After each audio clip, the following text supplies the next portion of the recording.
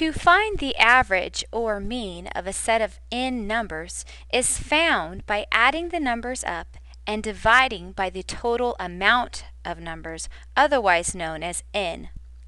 In other words, the average of the numbers, if we can use symbols. This would be the first data point, the second data point, the third data point, all the way up to the nth data point. The average is found by taking all those data points, adding them up, and then dividing by the total number of data points, which is n. Now we are going to find the average of this data set, but first I want to talk about data points and the symbols that they use for data points. Now if I were to put these data points in order from smallest to largest, it would be -6, -5, -4, -3, all the way up to 8.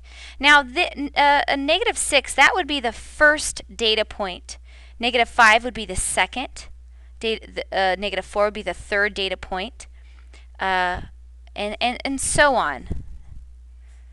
So that's how the data points, how you would write out the data points. Now, if we want to find the average of these particular numbers, all we do is add them up and then divide by the total number of data points.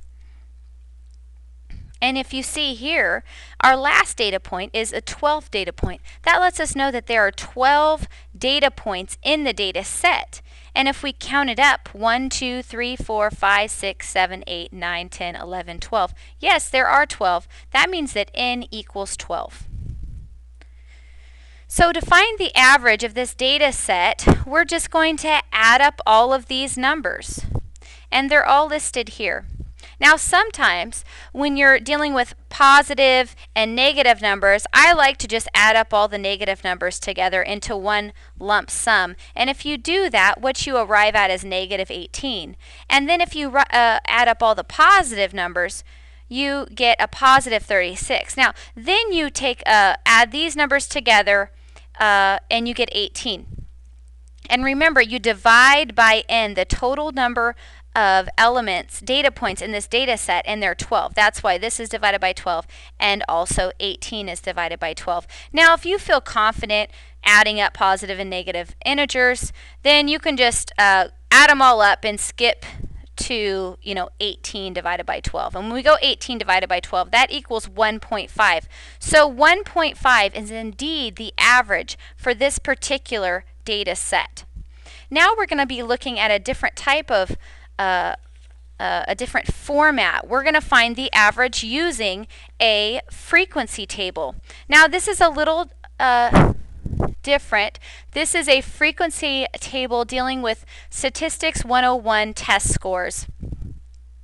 Now to find the average, what you do is you find the sum of all the test scores and you divide that by how many test takers there are, or what n equals. So it's always important to remember what is here. What is all this data? What does it all represent? And so what I did down here on the bottom is I listed all the data points, well, not all of them, but some of them in order, just so we remember what is going on with this information. So we have a score of 1, and there's a frequency of 1, so there's only one score. That's the first data point. Then we have a score of 6. There's a frequency of 1, so 6 is only written one time, which is the second data point. Then we have a 7. There's 2 7s. That's why 7 is listed twice, which is the third and the fourth data point. Then we have the score of 8, and there's 6 8s. So there's 1, 2, 3, 4, 5, 6 8s, which is followed by the score of 9, and there's 10 9s. 1, 2, 3, 4, 5, 6, 7, 8, 9, 10.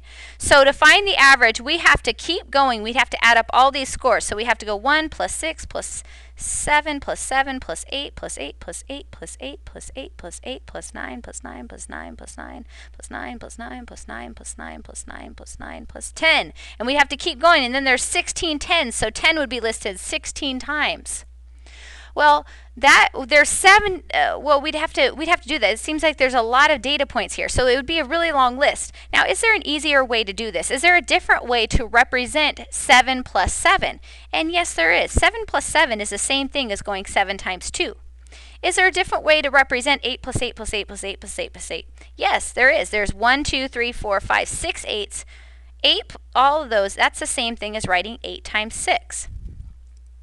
Is there a different way to write 9 plus 9 all the way? Yes, there's 1, 2, 3, 4, 5, 6, 7, 8, 9, 10 nines. So we can write that as 9 times 10. And actually, if we look at this frequency table, what we're doing is we're just multiplying the score times the frequency. So 1 times 1 is 1. 6 times 1 is 6. 7 times 2 is 14. And that's the same thing if we go,